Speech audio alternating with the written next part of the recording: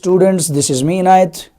Today we'll be talking about the very first chapter of your science book class 8th, that is microorganisms, friend or foe.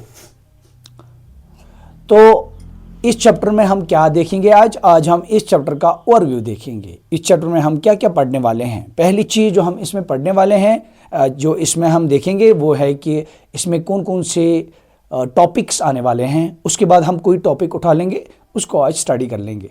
तो पहले मैं आपको इस chapter का मतलब समझाता हूँ। तो इसको हम देख लेते हैं। माइक्रो का मतलब क्या होता है बेटा? माइक्रो का मतलब होता है वेरी वेरी स्मॉल, ये होता है माइक्रो का मतलब। उसके बाद दूसरा वर्ड इसमें है ऑर्गेनिज्म। ऑर्गेनिज्म का मतलब होता है लिविंग बीइंग बेटा, living being. Living being, living being आपको पता ही है, और हम देख लेंगे अभी लिविंग बीइंग कौन होता है असल में। तो हमने अभी वर्ड का मतलब समझा। माइक्रो का मतलब हो गया वेरी वेरी स्मॉल, और ऑर्गेनिज्म का मतलब होता है लिविंग बीइंग। तो इस चैप्टर में हम क्या पढ़ने वाले हैं? फिर ऐसे लिविंग बीइंग्स को पढ़ना है हमें जो बहुत छोटे हैं। फिर हम बोलेंगे यहाँ पे सर कितना छोटे हैं? इतना छोटे कि हम उनको इन आंखों से नहीं देख सकते हैं। We are not able to see with our naked eyes। तो हम उनको अपनी इन आंखों से, खुली आंखों से नहीं देख सकते हैं। तो फिर बोलोगे आप सर फिर हमें कैसे पता चला इनके बारे में? हमें इनको देखने के लिए एक इंस्ट्रूमेंट की दरकार होती है, उसको हम बोलते हैं माइक्रोस्कोप। माइक्रोस्कोप, इन्हीं से हमें पता चलता है ये इन ऑर्गेनिजम्स के मुतालिक। माइक्रोस्कोप का मतलब क्या होता है? माइक्रोस्कोप वो इंस्ट्रूमेंट है जो बहुत छोटी छोटी चीज़ों को बड़ा कर देता है। तो यहाँ पे हमें बहुत छोटी चीज़ें हैं, बहुत छोटी लिविंग बीइंग्स हैं, इनको हमें बड़ा कौन करके देगा? That is microscope. तो ये था हमारा चैप्टर का मतलब। अभी हमने समझा माइक्रो ऑर्गेनिज्म का मतलब क्या होता है। वो लिविंग बीइंग्स जो बहुत छोटे हैं। कितने छोटे हैं? जिनको हम इन आंखों से नहीं देख सकते हैं। फिर किससे देखेंगे? हमें एक इंस्ट्रूमेंट की दरकार होती है, दैट इज माइक्रोस्कोप। उसके बाद जो दूसरा पार्ट इसमें आएगा दैट इज फ्रेंड। हमने इस चैप्टर में पढ़ना है फ्रेंड को, यानी कि ऐसे माइक्रो ऑर्गेनिजम्स होंगे जो हमारे लिए फ़ायदेमंद होंगे। फ्रेंड बोलते हैं जो फ़ायदा देगा, जो हेल्पफुल होंगे हमारे लिए। हेल्पफुल, वो माइक्रो ऑर्गेनिज्म जो हमारे लिए फ़ायदेमंद होंगे उनको हम अंडर द कैटेगरी फ्रेंडशिप पढ़ेंगे, अंडर द कैटेगरी फ्रेंड पढ़ेंगे। उसमें हम वैसे माइक्रोब्स को पढ़ेंगे, माइक्रो ऑर्गेनिज्म जिनको हम बोलते हैं, जो हमारे लिए फ़ायदेमंद होंगे। उसके बाद दूसरा चीज़ फो क्या है? फिर फो ऐसे भी होंगे हमारे पास माइक्रो ऑर्गेनिजम्स जो हमें नुकसान पहुंचाएंगे, जो हमारे लिए क्या करेंगे? हार्म क्रिएट करेंगे। तो ये हमारे चैप्टर का ओवरव्यू रहा कि हमने इस चैप्टर में ऐसे छोटे जानवर पढ़ने हैं, ऐसे छोटे लिविंग बीइंग्स पढ़ने हैं जो हम इन आंखों से नहीं देख सकते हैं। उसके लिए हमने माइक्रोस्कोप को चाहिए। फिर हमने बोला फिर ये फ्रेंड और फो क्यों रखा गया? हमें इन माइक्रो ऑर्गेनिज्म में कुछ ऐसे जानवर मिलेंगे जो हमारे लिए फ़ायदेमंद होंगे, फिर जो ऐसे भी जानवर होंगे जो हमें नुकसान पहुँचाएंगे। इस चैप्टर में यही हम पढ़ने वाले हैं। यहाँ तक मुझे लगता है आप सबको समझ आया होगा बेटा। अब हम देख लेंगे ये लिविंग बीइंग क्या होता है। पहले अब हम देखेंगे लिविंग बीइंग साइंस में किसको बोलते हैं। आपने जो क्लास 7th में ऑलरेडी पढ़ा होगा कि लिविंग बीइंग किसको कहते हैं? जो कुछ एक्टिविटीज़ करता है। क्या एक्टिविटीज़ करता है? जैसे कि आपने देखा होगा वो खाता है, वो बढ़ता है, ऐसे ऐसे एक्टिविटीज़, यानी कि क्या करता है? वो न्यूट्रिशन हासिल करता है, वो न्यूट्रिशन करता है, वो उसका ग्रोथ एंड डेवलपमेंट होता है, ग्रोथ एंड डेवलपमेंट इसकी होती है। फिर इसमें हमने देखा ये जो ये न्यूट्रिशन करता है, ग्रोथ एंड डेवलपमेंट करता है, ये सर्कुलेशन करता है, फिर ये रेस्पिरेशन करता है। ये कुछ प्रॉपर्टीज़ आपने लास्ट ईयर पढ़ी होगी। इसी तरह एक्सक्रीशन, बहुत सारी ये प्रॉपर्टीज़ हैं। एक्सक्रीशन ये आपने सब पढ़ी होगी। जिसमें ऐसी फंडामेंटल लाइफ प्रोसेसेस बोलते हैं इनको, जिसमें ऐसी चीज़ें हमें मिलेंगी, हम उसको बोलते हैं लिविंग ऑर्गेनिज्म। अब मगर मैं फिर से बोल रहा हूँ। अच्छा, न्यूट्रिशन क्या होता है? न्यूट्रिशन आपको पता ही होगा, ग़िज़ा का हासिल करना फिर उसको इस्तेमाल करना। पहले ग़िज़ा का हासिल करना फिर उसको इस्तेमाल करना, इसको हम बोलते हैं न्यूट्रिशन। ग्रोथ एंड डेवलपमेंट, फिर हम जब न्यूट्रिशन हासिल करेंगे उससे हमारी ग्रोथ हो जाएगी, बढ़ जाएंगे, हमारी जो ऑर्गन्स है वो बढ़ जाएंगे, उनकी डेवलपमेंट हो जाएंगी। सॉरी, सर्कुलेशन में हमने देखा, सर्कुलेशन क्या है? जब हमने ग़िज़ा हासिल किया, ये हर एक पार्ट में पहुंचना चाहिए, उसके लिए हमारे पास रखा गया है सर्कुलेशन सिस्टम। और सर्कुलेशन सिस्टम में आपको पता ही होगा, वेसल्स है, ब्लड है, हार्ट है, लंग्स है। और रेस्पिरेशन क्या होता है? इस जो हमने ग़िज़ा खाया उसमें एनर्जी को निकालना, ब्रेक डाउन करना फूड को, फिर उससे एनर्जी निकालना, उसको हम बोलते हैं रेस्पिरेशन। फिर एक्सक्रीशन, जो हमारे पास, जो हमने सारा डाइजेशन किया, फिर हमने उसमें खाया पिया वगैरह, उसमें हमने एनर्जी हासिल की, मगर ऐसे भी कुछ चीज़ें उसमें रहेंगी जो हमें अंदर दरकार नहीं है, उसको हमने बाहर निकालना है। उस बाहर निकालने को हम बोलते हैं एक्सक्रीशन। जो ये सब चीज़ें करता है दैट इज कॉल्ड लिविंग, उसी को हम बोलते हैं लिविंग बीइंग। अब देख लीजिएगा, मगर ये तो छोटे बच्चों की डेफिनेशन होगी। असल में आप किसको बोलेंगे लिविंग बीइंग? मैं आपको वो चीज समझा रहा हूं जिगर, वो ये है कि जिसके पास भी आपको सेल मिलेगी, जिसके पास आपको सेल मिलेगी उसको हम असल में लिविंग बीइंग बोलेंगे। आप बोलोगे सर ये सेल क्या होती है? सेल में दिखाता हूं। जो लिविंग बीइंग होता है उसके पास ये चीज एक होती है जिसको हम सेल बोलते हैं। अब आप बोलोगे सर वो कैसी होती है? मैं आपको दिखा लेता हूं। सेल का स्ट्रक्चर आपको ऐसे होगा, सिंपल स्ट्रक्चर दिखा रहा हूं।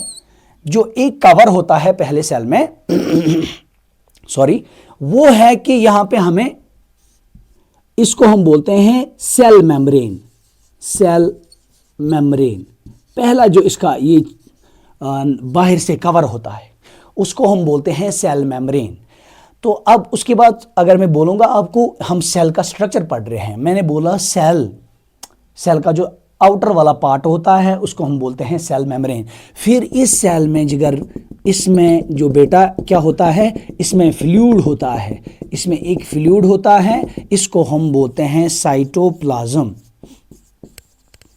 साइटोप्लाज्म। फिर हमने देखा इसमें पहले क्या था? सेल मेम्ब्रेन था। फिर हमने इसमें हमें मिला कि पानी था, साइटोप्लाज्म था, ये हमें मिला यहाँ पे पानी, इसको हम बोलते हैं साइटोप्लाज्म। उसके बाद एक और अंदर से हमें एक गोला मिलता है, उसको हम बोलते हैं न्यूक्लियस। न्यूक्लियस मैं आपको समझा रहा हूं सेल क्या होती है। हमने बोला पहले जो बाहर वाला कवर होता है सेल में वो होता है सेल मेम्ब्रेन, फिर अंदर में एक फ्लूइड भरा होता है जिसको बोलते हैं साइटोप्लाज्म, फिर हमने बोला एक और गोला अंदर होता है, सर्कल होता है जिसको बोलते हैं न्यूक्लियस, फिर उस न्यूक्लियस में होता है जिसको हम बोलते हैं जेनेटिक मटेरियल। जेनेटिक मटेरियल, और इसमें हमने, आपने पढ़ा होगा, अभी सुना होगा, दैट इज डीएनए। यहां तक मुझे लगता है आपको, जो अगर मैं आपको बताऊं, जो भी ऑर्गेनिज्म जिसके पास ये स्ट्रक्चर होगा, लाइक सेल मेम्ब्रेन होगा, साइटोप्लाज्म होगा, न्यूक्लियस होगा, और उसके अंदर जेनेटिक मटेरियल यानी कि डीएनए होगा, इसको हम बोलेंगे ये एक सेल है। और जिसके पास ऐसा स्ट्रक्चर होगा उसी को हम बोलते हैं ये एक लिविंग बीइंग है। अब एक चीज मैं आपको समझा रहा हूं, साइटोप्लाज्म में भी कुछ चीजें होती है जो आपको याद रखनी है।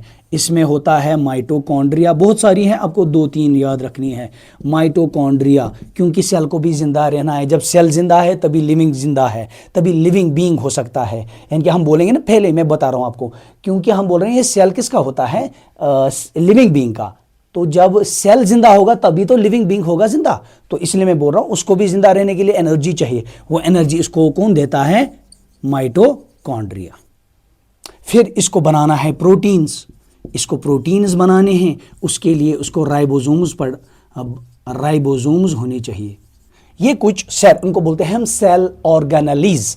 आगे जाके मैं आपको इनको समझाऊंगा, बट फिलहाल आप ये देख लीजिएगा बस। जिसके पास ऐसा स्ट्रक्चर होगा, जैसे कि हमने बोला सेल मेम्ब्रेन होगा, साइटोप्लाज्म होगा, और साइटोप्लाज्म में माइटोकॉन्ड्रिया, राइबोसोम्स और भी कुछ है जो होंगे, और न्यूक्लियस और जेनेटिक मटेरियल होगा, हम बोलेंगे इसके पास सेल है। और जिसके पास सेल है उसको बोलेंगे हम लिविंग बीइंग। अब देख लीजिएगा, मगर बेटा यहां पे आदू में क्या होता है?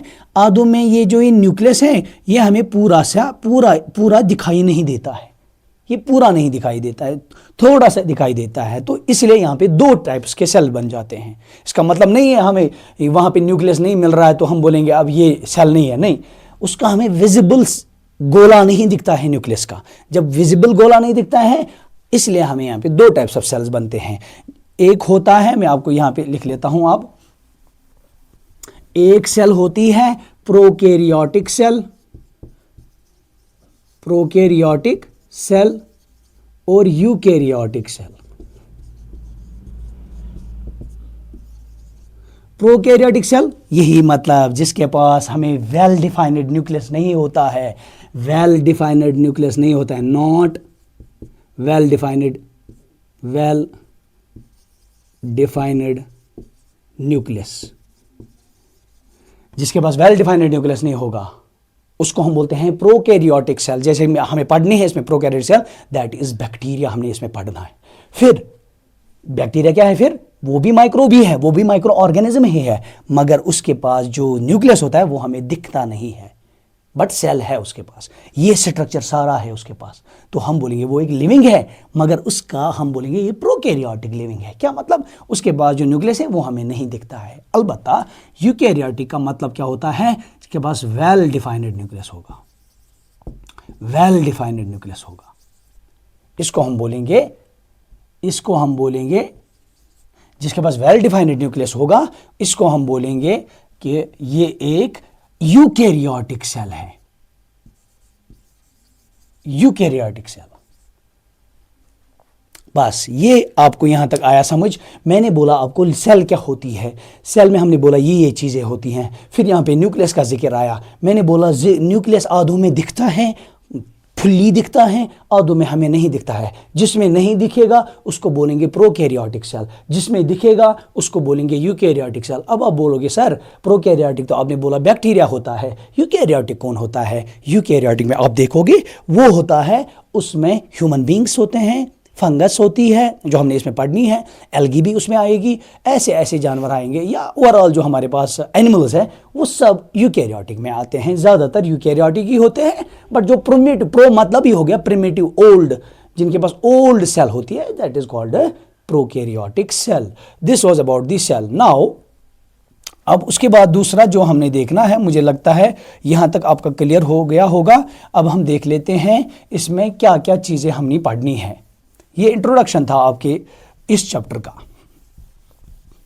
अब हम इसमें देखेंगे, अब हमने इसमें जो पहला टॉपिक आपको रखा गया है वो क्या रखा गया है, उसको में आप देख सकते हो, वो है आपकी classification of micro organisms.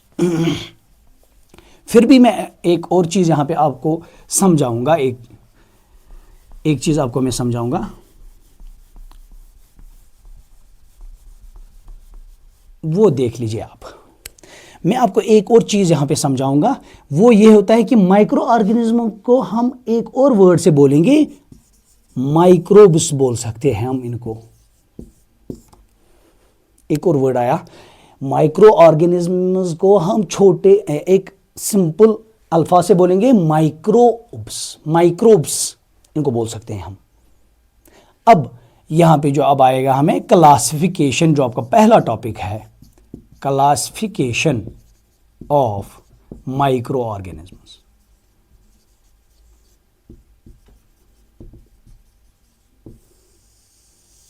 Classification of micro organisms, इसमें क्या क्या पढ़ने, क्लासिफिकेशन हो गया, डिवीजन जो हमने पढ़नी है, इसमें माइक्रो ऑर्गेनिज्म कौन कौन से हमें पढ़ने हैं। एक पहला जो आपको पढ़ना है दैट इज बैक्टीरिया, दूसरा जो आपको पढ़ना है दैट इज फंजाई, तीसरा जो आपको पढ़ना है दैट इज प्रोटोजुआ, चौथा जो आपको पढ़ना है दैट इज एल्गी, और एक और सेपरेट टॉपिक रखा गया है आपके पास, दैट इज वायरस। क्योंकि वो इसमें नहीं आएगा, इसको हम अलग सेपरेट से पढ़ लेंगे, क्योंकि वो माइक्रोब्स में असल में नहीं आता, छोटा होता है वो मगर वो माइक्रोब्स में नहीं आता है, इसलिए हम उसको अलग से पढ़ लेंगे। और आपको मैं यहीं से एक बात समझाने की कोशिश करूंगा कि आपको सेल स्ट्रक्चर याद रखना है, बेसिक सेल स्ट्रक्चर। जब आप वो याद रहोगे आपको खुद ब खुद समझ आएगा कि हमने वायरस को यहाँ पे माइक्रो ऑर्गेनिज्म में क्यों नहीं रखा है। अब हम स्टार्ट कर लेते हैं पहले जो आपका टॉपिक है दैट इज बैक्टीरिया से।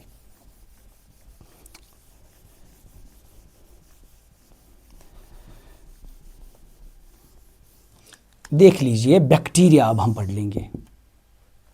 पहली बात इसमें जो याद रखनी है आपको that is it is a microscopic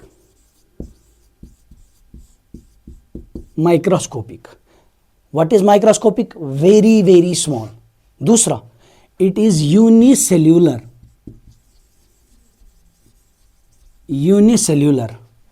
अब आप बोलोगे सर आपने ये नया वर्ड हमें बोला, माइक्रोस्कोपिक तो हमें समझ आया जो बहुत छोटा होगा। यूनिसेल्यूलर का मतलब क्या हो गया सर? यूनिसेल्यूलर मतलब हो गया which is made up of only single cell, एक सेल का जो बना होगा। जो अभी मैंने आपको सेल दिखाई ये सिर्फ एक सेल का बना होगा, इसके पास बहुत सारी सेल्स नहीं होंगी। जैसे कि हम हैं, हम यूनिसेल्यूलर नहीं हैं, हमें बोलते हैं मल्टीसेल्यूलर।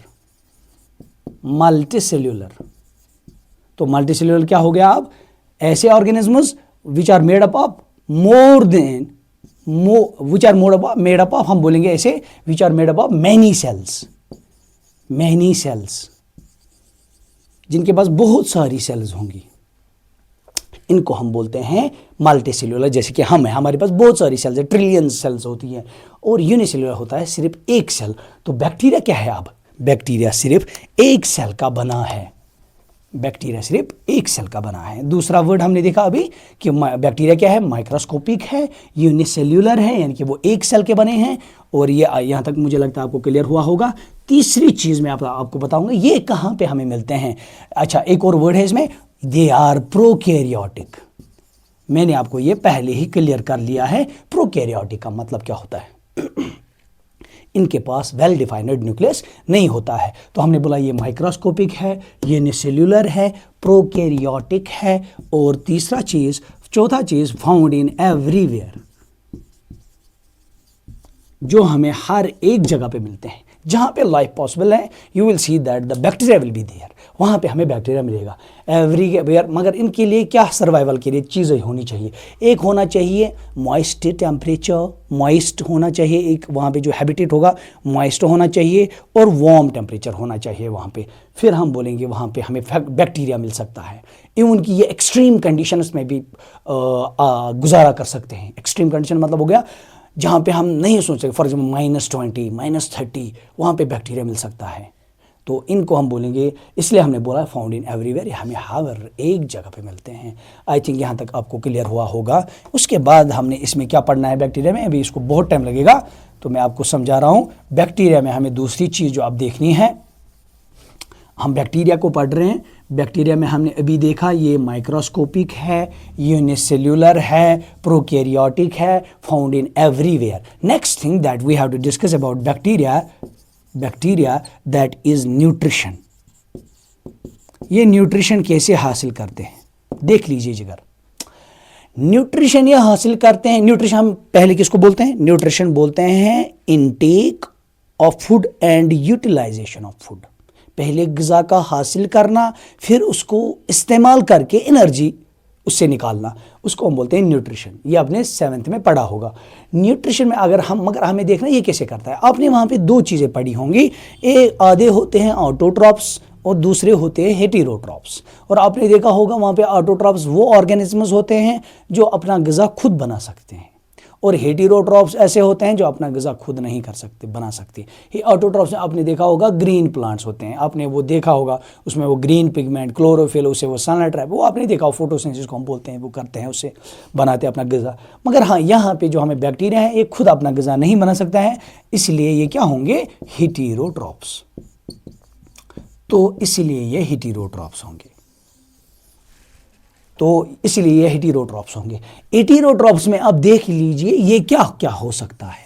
हेटेरोट्रॉप्स क्या बोला हमने अभी? ये ऐसे ऑर्गेनिज्म हैं जो अपना ग़िज़ा नहीं बना सकते हैं। इसमें क्या क्या हो सकते हैं? ये डिकम्पोजर्स होते हैं। ये डिकम्पोजर्स, आप बोलोगे सर ये डिकम्पोजर्स को और क्या बोलते हैं? वहाँ पे आपने देखा होगा सेप्रोट्रॉप्स या सेप्रोफाइट्स, आपने वहाँ पे देखा होगा बेटा। इन्हीं को हम बोलते हैं सेप्रोफाइट्स देखा होगा आपने वहाँ पे। सेप्रोफाइट्स वो क्या होते हैं? ऐसे डिकम्पोजर्स, ऐसे ऑर्गेनिजम्स होते हैं जो डेड एंड डिके पे जिंदा रहते हैं। ये अपना ग़िज़ा कैसे हासिल करते हैं? Dead and decay. अब बोलोगे सर ये डेड एंड डिके क्या होता है? मगर कौन सा? Organic matter. ऑर्गेनिक होना चाहिए, ऑर्गेनिक मैटर होना चाहिए। अब बोलोगे सर ये क्या होता है? मैं बताऊंगा आपको। डेड आपको पता ही है, जो जिंदा नहीं होगा। डिके मतलब खराब हुआ होगा। ऑर्गेनिक मैटर मगर वो लिविंग का होना चाहिए।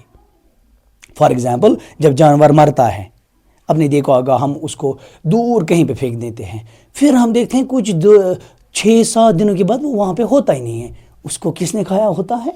डिकम्पोजर्स ने, यानी कि किसने? बैक्टीरिया ने। यहाँ तक आपको समझ आया होगा। दूसरा जो इसमें आएगा हमें हेटेरोट्रॉफ्स में बैक्टीरिया किससे हासिल है? एक तो ये करते हैं एज ए डिकम्पोजर, यानी कि ये डेड एंड डिके पे जिंदा रहते हैं। दूसरा ये पैरासाइट्स भी हो सकते हैं। क्या हो सकते हैं? पैरासाइट्स। आप बोलोगी सर पैरासाइट्स क्या होते हैं? पैरासाइट्स देखो जिगर, पैरासाइट्स भी खाते हैं दूसरे पे मगर वो लिविंग होते हैं। यानी कि ये क्या करते हैं? obtains their food from living host। ये लिविंग होस्ट पे जिंदा रहते हैं। मतलब क्या होगा? मैं आपको समझाता हूं एक मिसाल। हमारे पास एक बैक्टीरिया है, उसका नाम है बैक्टीरियम ट्यूबरकुलोसिस, जो हमारे लंग्स पे बैठता है, जो जिससे हमारी एक बीमारी हो जाती है। वो होता है उसमें आता है आपका, अब मैं आपको बताऊंगा, वो होता है उसमें, वो लंग्स पे हमारे रहता है, वो रहता है हमारे लंग्स पे। वो मैं बोलूंगा आपको, इधर आप देख लीजिएगा, वो लंग्स में हमारे बैठता है। वो है कि आपको पता है, देखिए लंग्स क्या है? हमारे लिविंग होस्ट है, लिविंग है, उस पे जिंदा रहता है बैक्टीरिया, उस पे जिंदा रहता है बैक्टीरिया। तो मैंने आपको पहले ही बताया, जो लंग्स पे रहता है मगर ये लिविंग है, जो इस पे रहे और खाना हासिल करेगा, और उसको हम बोलेंगे पैरासाइट, क्योंकि वो लिविंग होस्ट पे रहता है। ये देखिए यहाँ पे डेड था, यहाँ पे डेड नहीं है, यहाँ पे जिंदा होना चाहिए। जिस पे वो खाना ले रहा है ना, वो जिंदा होना चाहिए, तो हम बोलेंगे उसको पैरासाइट। ये हो गया हमारा यहाँ तक। और इसमें मैंने एग्जाम्पल आपको दी बैक्टीरियम ट्यूबरकुलोसिस। एक और हो सकता है, ये सिम्बायोटिक रिलेशन में भी हो सकता है। जैसे कि मैं आपको बताऊंगा, सिम्बायोटिक मतलब होता है लिविंग ही होता है, वहां पे लिविंग पे होते हैं मगर वहां पे नुकसान, यहाँ पे नुकसान पहुंचाता है। यहाँ पे क्या करता है? होस्ट को, ये होस्ट को हार्म करता है। हाँ मतलब क्या है? जैसे कि हमें लंग्स पे बैठ गया, हमारा खाना खा रहा है मगर हमें बीमार कर रहा है, इसको बोलते हैं हार्म कर रहा है हमें। मगर दूसरी जगह पे, आधी जगह पे आप देखोगे ये हार्म नहीं करता है, फायदा पहुंचाता है, और उसको खुद का भी फायदा मिलता है और दूसरे को भी फायदा पहुंचाता है। जैसे कि मैं आपको बताऊंगा, लाइकिन्स होते हैं, लाइकिन्स ऐसे बहुत सारे आप देखोगे। लाइकिन्स में आप देखोगे वहां पे बैक्टीरिया होता है, वहां पे बैक्टीरिया होता है। राइजोबियम आपने सुना होगा, तो राइजोबियम बैक्टीरिया वहां पे क्या करता है? वो फायदा देता है। वो आप पढ़ोगे इस चैप्टर में, वो फायदा देता है किस, जिस पे वो रह रहा है, उसको फायदा दे रहा है और खुद भी उससे ग़िज़ा हासिल कर रहा है। दोनों चीज़ें, ग़िज़ा भी उसको मिल गया, हेटेरोट्रॉफ हो गया क्योंकि वो खुद नहीं बना सकता है, अलबत्ता एक चीज़ है नुकसान भी नहीं पहुंचा रहा है। तो हम वहाँ पे बोलेंगे, उनको हम बोलते हैं सिम्बायोटिक रिलेशंस में होते हैं। वो किन में होते हैं? ये होते हैं सिम्बायोटिक रिलेशन। खत्म। यहां तक आपको समझ आया होगा। This was about the nutrition of the bacteria. तो हमने ओवरऑल अभी आज हमने देखा न्यूट्रिशन क्या होती है बैक्टीरिया में। वो है कि इनका हेटेरोट्रॉफ्स का न्यूट्रिशन होता है, हेटेरोट्रॉफिक टाइप ऑफ न्यूट्रिशन। क्या मतलब हो गया? ये खुद अपना ग़िज़ा नहीं बना सकते। उसमें क्या क्या हो सकते हैं? ये डिकम्पोजर्स हो सकते हैं, पैरासाइट्स हो सकते हैं और सिम्बायोटिक रिलेशंस में हो सकते हैं।